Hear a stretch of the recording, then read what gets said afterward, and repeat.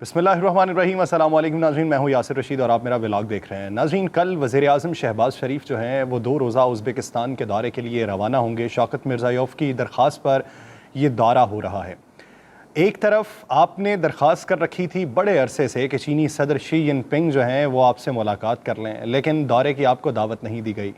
Russia की बात ये थी कि रशिया ने ये कह दिया कि फ़ोटो नहीं खिंचवाई जा सकती, अगर किसी मकासद के तहत आप आना चाहते हैं तो आप आ जाइए। खित्ते में आपने अपनी स्टैंडिंग क्या बना ली? आप आगे बढ़ना चाहते हैं, लेकिन उसके लिए आप हर उस शख्स के साथ खड़े होकर इस बात की कवी यकीन दहानी करवाने की कोशिश करते हैं कि आप जो भी पैसा देंगे वो हम मिन्नो-अन अवाम तक मुंतकिल करेंगे, उसमें कोई भी करप्शन नहीं होगी बल्कि शफाफियत को यकीनी बनाया जाएगा। आलमी सतह के ऊपर पीडीएम में शामिल जितनी भी जमातें हैं सिवाय इमरान खान के एक ऐसा तशख़्ख़ुस बन चुका है कि जो भी हुकूमत में आएगा वो हुकूमत में रहते हुए कोई भी पैसा आवाम तक सही तरीके से मुंतकिल नहीं कर सकता। इसमें सबसे बड़ी वजह खान साहब ख़ुद हैं कि खान साहब ने आलमी सतह के ऊपर एक ऐसा तशख़्ख़ुस बना दिया है कि मेरे अलावा कोई भी आएगा तो वो पाकिस्तान को सही डगर पे गामजन नहीं कर सकता। अब ये तशख़्ख़ुस पाकिस्तान का बन चुका है, एक लेबल पाकिस्तान पे लग चुका है। अब जितना मर्जी ये शरीफ बरादरान, जितना मर्जी जरदारी साहब, मौलाना फजलुर रहमान या कोई और ये बात बावर करवाने की कोशिश करता रहे कि हम सही तरीके से मईशत को चला लेंगे, सही डगर पर गामजन कर लेंगे, अवाम और बाहर की दुनिया मानने को तैयार नहीं है। दहाइयों पाकिस्तान पे हुकूमत करने के बाद अगर आपको अब आके लगे कि हमने महंगे बिजली के मंसूबे बनाए थे और अब हम सस्ते बिजली के मंसूबे बनाएंगे तो फिर अवाम का एतमाद आप पे नहीं रहेगा। आपने जो मंसूबे बनाए उसका सही से मैकेनिज़्म भी नहीं बनाया कि अगर हम हुकूमत छोड़ जाते हैं तो ये मंसूबे किस तरीके से आगे की तरफ बढ़ते रहेंगे, उसके ऊपर भी आप सवालिया निशान लगा कर गए, जिसकी वजह से अवाम को वो सब कुछ भुगतना पड़ रहा है। मैं एक मिसाल देता हूँ, बुगाटी गाड़ी है, उसका एक लिमिटेड एडिशन आया है जिसमें 8 गाड़ियाँ उन्होंने लॉन्च की हैं। जब कंपनी ये ऐलान कर रही थी कि 8 गाड़ियाँ जो हमारे पास मौजूद हैं वो बेची जाएंगी, तो उनके ऐलान से पहले ही वो 8 की 8 गाड़ियाँ बिक चुकी थी, जिसकी अगर पाकिस्तान में मालियत लगाई जाए तो बग़ैर टैक्स के उसकी जो मालियत बनती है वो 1 अरब 89 करोड़ 24 लाख रुपया बनती है। अभी इसमें टैक्स शामिल नहीं है। तो सोचिए कि ज़िंदगी के अंदर आपको कैसे अशख़ास का सामना करना पड़ता है कि जिनके पास पैसा इस हद तक वाफर हो कि कंपनी ऐलान करे दुनिया की महंगी तरीन गाड़ी होने का और वो ऐलान से पहले ही बिक जाएं, और दूसरी तरफ आपको भूख ऐसी दिखाई दे कि जो नाचती हो, आपको लोग ऐसे दिखाई दें कि जिनकी रोज़मर्रा की अशिया ख़रीदने की सकत भी दम तोड़ती चली जाए, तो फिर दुनिया में तवाज़ुन आप कैसे बरकरार रख पाएंगे? एक तरफ तरक्की याफ्ता ममालिक होते हैं और दूसरी तरफ गुर्बत की लकीर के नीचे एड़ियाँ रगड़ रगड़ कर सिसक सिसक कर मरने वाले लोग होते हैं। तवाज़ुन आप बरकरार नहीं रख सकते। पाकिस्तान के अंदर भी ऐसी ही सूरत हाल का सामना है। सैलाब ज़दगान की इमदाद के लिए आगे बढ़ना हो तो वो तबका आगे बढ़ता है कि जिसकी इस्तात खुद कम होती है लेकिन वो अपनी इस्तात से बढ़ के लोगों की मदद करना चाहता है। तो बड़े बड़े सरमायाकार, ये मईशतदान, ये रोज़ाना की बुनियाद पर करोड़ों रुपए कमाने वाले, ये सिर्फ दूसरों को तरगीब दिया करते हैं कि अवाम की मदद के लिए आपको आगे बढ़ना चाहिए।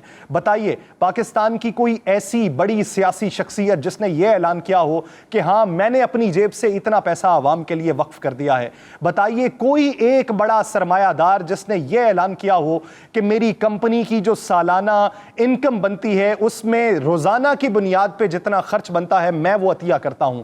बताइए कि पाकिस्तान के अंदर किसी एक शख्स ने उठ के ये ऐलान किया हो कि बैरूनी इमदाद आने से पहले मैं पाकिस्तान की मदद करूंगा और मैं पाकिस्तान के लोगों के लिए आगे बढ़ के एक मिसाल कायम करूंगा। इस वक्त पाकिस्तान के अंदर इमदाद आने का सिलसिला जारी है और बाहर के जो लोग हैं वो पाकिस्तान के साथ एहसास हमदर्दी भी रखते हैं। जिस तरह जस्टिन ट्रूडो ने यह बात की कि पाकिस्तान के लिए हम अभी तक $3 मिलियन जो हैं वो इमदाद का ऐलान कर चुके हैं। पाकिस्तान इस वक्त मुश्किलात का शिकार है, लेकिन हम आने वाले दिनों में इस इमदाद का जो हजम है वो मजीद बढ़ा भी देंगे। दूसरी तरफ एर्तुगरुल ड्रामा में अब्दुर्रहमान गाजी का किरदार अदा करने वाले वो इन दिनों पाकिस्तान में मौजूद हैं। खुद خود اپنے ہاتھوں سے وہ بنڈل اٹھاتے ہیں, اپنے کندھوں پہ رکھتے ہیں اور ان لوگوں کے پاس جاتے ہیں جو لوگ اس وقت امداد کے منتظر ہیں. باہر سے لوگ آئیں, وہ اپنی مثال قائم کریں. آپ یہاں پہ موجود ہو کے مثال قائم کروانا چاہتے ہیں تو ان این جی اوز سے کروانا چاہتے ہیں جو پہلے ہی امداد پہ چلتی ہیں. آپ مثال قائم کروانا چاہتے ہیں تو ان لوگوں سے کروانا چاہتے ہیں کہ جو لوگ اپنے گھر کے اندر مشکل سے زندگی گزار رہے ہیں. آپ مثال قائم کروانا چاہتے ہیں تو اس دینی طبقے سے کروانا چاہتے ہیں جس کو سالہ سال آپ مذہب کارڈ کا لیبل دیتے ہیں اور پھر آ کے ایسے مشکل وقت کے اندر آپ انہی کے سامنے اپنی جھولی کو پھیلا دیتے ہیں یا انہی کو آگے بڑھنے کی ترغیب دیتے ہیں. آپ خود ٹرینڈ سیٹ نہیں کر پاتے. ایک طرف آپ اعلانات سیاسی طور پہ کچھ اور کرتے ہیں, دوسری طرف وزیر خزانہ حقیقت کچھ اور بتا دیتے ہیں. لوگوں کو امید چاہیے ہوتی ہے. اگر آپ کے پاس صحیح راستہ نہ ہو, اگر آپ کے پاس کوئی امید کی کرن نہ ہو, اگر آپ کے پاس کوئی ایسا چراغ نہ ہو کہ جس کے روشن ہونے سے صورتحال بہتر دکھائی دینے لگے, تو پھر آپ کے پاس کچھ تو ایسے الفاظ ہونے چاہیے جو لوگوں کے زخموں پہ مرہم رکھ سکیں. ایک طرف آپ الفاظ ادا کرتے ہیں, لوگوں کو خواب دکھاتے ہیں اور اسی خواب کی ایک گھناؤنی تعبیر آپ کے وزیر خزانہ آ کر سنا دیتے ہیں. لوگ جائیں تو کدھر جائیں؟ اس وقت 15 سالہ ایک لڑکی جس کے اوپر گھر چلانے کا خرچہ اس کے کندھوں پہ تھا, جب اس نے 15,000 روپے کا بل دیکھا تو اس نے جان سے بھاگنے کی کوشش کی. اس وقت ایک بوڑھا شخص جو اپنے بل کو لے کر فیسکو کے دفتر میں جاتا ہے اور کہتا ہے کہ اتنا بل میری زندگی میں بھی نہیں آیا, یہ بل میری استطاعت سے باہر ہے, تو جواب ملتا ہے بابا جی یہ تو ادا کرنا پڑے گا. وہ شخص واپس مڑتا ہے, 4 قدم چلتا ہے, دل کا دورہ پڑتا ہے اور وہیں پہ انتقال کر جاتا ہے. کچھ لوگوں کے لیے یہ کہنا بہت آسان بات ہے کہ مہنگائی بہت زیادہ ہو گئی ہے. وہ لوگ جو صاحب استطاعت طبقے سے تعلق رکھتے ہیں وہ بھی یہ باتیں کرتے دکھائی دیتے ہیں کہ موجودہ صورتحال میں معیشت پہ جس حد تک گھیرا تنگ کیا گیا ہے, زندگی گزارنا مشکل ہے.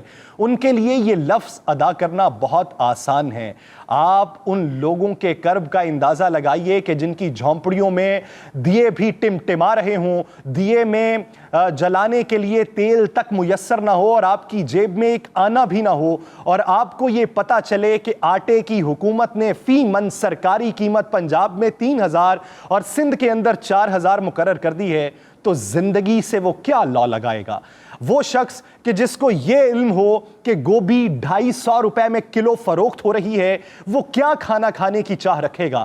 جس شخص کو یہ علم ہو کہ بجلی مزید مہنگی ہوتی رہے گی, ٹرانسپورٹ کا سفر مزید مہنگا ہوتا رہے گا, وہ زندگی سے کیا لو لگائے گا؟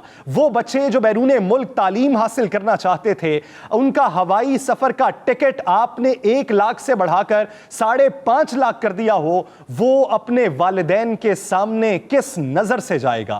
وہ بچے جو یہاں سے بیرون ملک تعلیم حاصل کرنے گئے لیکن وجوہات کی بنیاد پہ واپس آ گئے کہ وہاں پر معیشت کا پہیہ جو جام ہو گیا تھا اور انہوں نے واپسی کا راستہ دکھایا, اور اب معیشت کی بحالی کی وجہ سے انہیں واپسی کی پھر سے اطلاعات آ رہی ہیں, لیکن اس ہوائی سفر کی وجہ سے وہ اپنا واپسی کا راستہ نہیں دیکھ پا رہے.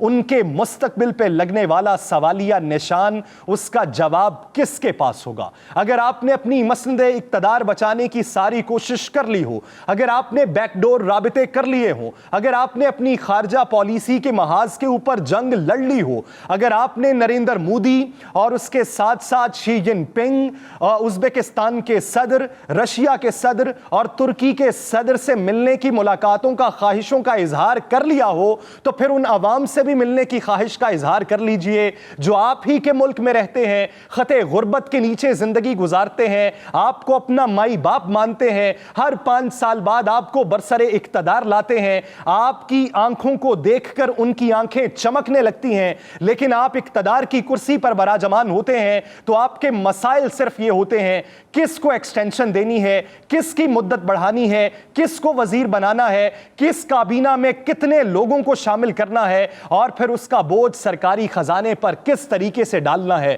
اور پھر اپنی کوتاہیوں کا ملبہ سابقہ حکومت کے کندھے پہ رکھ کر کون سا تیر چلانا ہے. اگر آپ کو ان ساری چیزوں سے थोड़ी देर की फुर्सत नसीब हो जाए तो उस आम आवाम के कर्ब का अंदाजा लगाने, उनके जख्मों पर मरहम रखने, उनके कंधे पर हाथ रखने या उनको उम्मीद का एक जुमला बताने के लिए मैदान में आना होगा।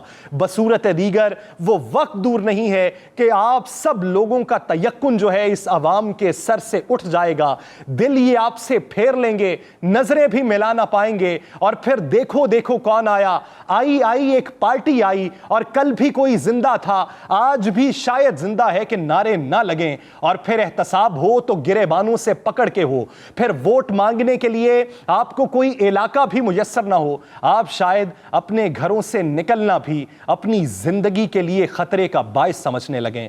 उस वक्त से पहले इस अवाम की नब्ज पे हाथ रख लीजिए, सूरत हाल तब्दील होगी। बसूरत दीगर आपको इन तमाम मुजरिमाना कार्रवाइयों का हिसाब देना पड़ेगा। मुझे दीजिए इजाज़त, अल्लाह ने के बाद।